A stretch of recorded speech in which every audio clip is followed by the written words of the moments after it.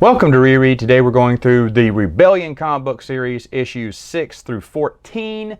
This is where it kind of takes a nosedive. The story arcs are not very good. And they're just a continuation from the Empire comic book, so it's almost like what was the point in switching over to the title Rebellion in the first place? Issues 6 through 10 focus on the story arc around Wyl, W-Y-L.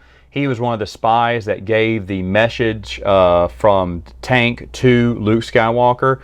Well, now we find out that he has, his boss, his crime lord boss, found out that he was a rebel sympathizer, a rebel spy, a traitor.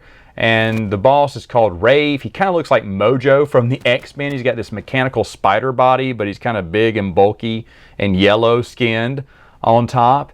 And he has some kind of device inside of Wyl. It's a bomb, but it can also speak to him too. So Rave can speak to Wyl. He can hear things through him, and he sends him out on a mission. Well, he collects all these. He assembles this team. One guy who has a lightsaber. I can't think of his name right now. He's not very important. A girl who I don't even know her name. She's got white hair, and then a dog, an alien that looks like a Scottish Terrier, and they call him Bako, and he's the locksmith or whatever. And so he's assembled this team to go on this mission. I don't know what it's about. I did not get the whole point of it.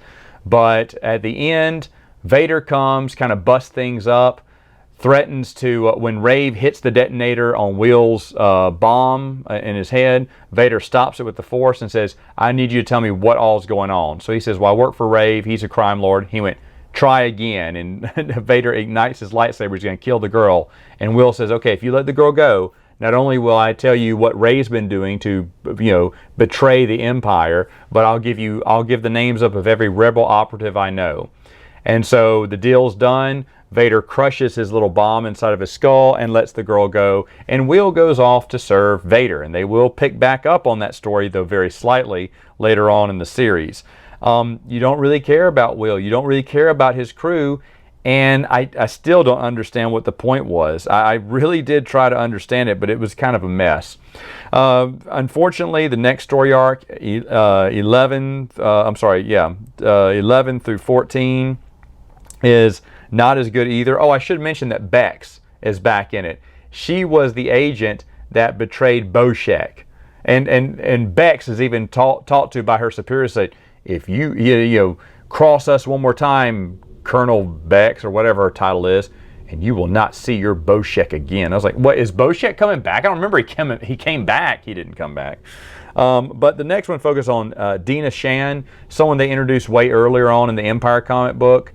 She's kind of boring. She's trying to understand her purpose in life. She goes back through all the adventures she had in the Empire comic books, and she accompanies Luke, Leia, the clone, and I think that's it.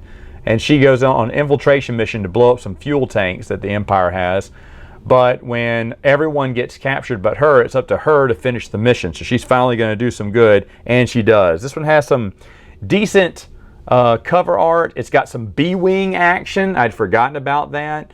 And the dogfights and the action in space is really good. But I don't care about Dina Shan either. This is another character. I mean, at the end, she's all banged up, and Luke's going, good job, Dina. Because at the beginning of the story arc, she wanted to quit the rebellion because she just didn't know, she was just a big screw up, and she hasn't accomplished anything in life, and all these other rebels are doing all these great things, and she's done nothing. Boo-hoo. It's really lame. And so Luke's trying to keep her into the rebellion at the beginning, and then at the end he's going, good job, Dina, you did it. You're a real hero. She's like, I am. And she's like, oh, Luke, Leia, don't forget to take me on the next mission. Don't leave without me. Oh, man. Rebellion in the middle of it is pretty bad. It's pretty bad. They're just bringing in these characters that, of course, if you read Empire, you would know about, but you really didn't care about, and they don't make you care about them till the end of at the end of the story arc either. And if someone was just buying Rebellion, this is how stupid Dark Horse was. How would they know that these characters from Empire? They would probably even care less. So this whole thing is a cluster, and I can't wait to end talking about this, but that'll have to wait till next time.